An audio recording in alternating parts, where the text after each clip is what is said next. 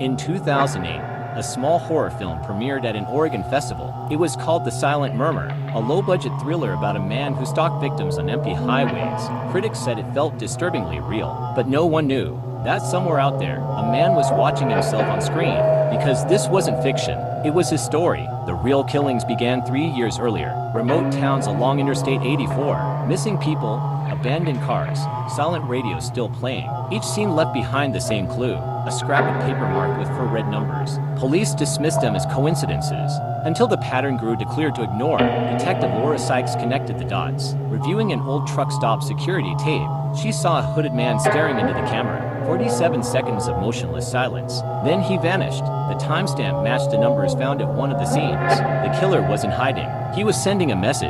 Across the state, film student Dylan Harper wrote a horror script for his graduation project. He called it The Silent Murmur. He said it was fiction, just local rumors and imagination, but his script described real places, real methods, even the red ink notes. No one could explain how he knew. When the movie premiered, investigators took notice. The film's murder scenes mirrored real crimes exactly, right down to a rest stop bathroom no one outside law enforcement had ever seen. Detective Sykes and her team watched in silence.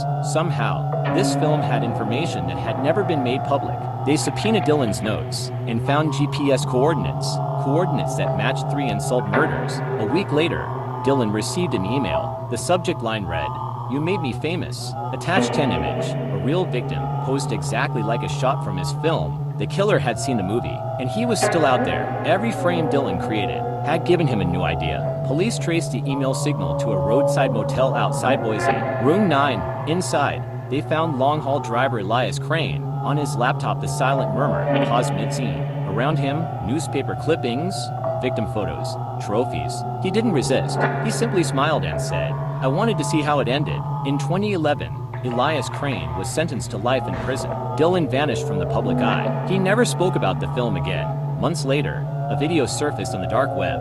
Crane, sitting in his cell, watching The Silent Murmur. The camera never revealed who was filming, only Crane's faint smile, and the sound of the projector echoing off the walls. They say art imitates life, but sometimes, life imitates something much darker. The man who inspired a movie kept writing his own ending, even after the credits rolled. If this story chilled you, wait until you see the crime scene that Google accidentally captured. Click the next video, and don't watch it alone. Subscribe to Case Chronicle for gripping true crime stories.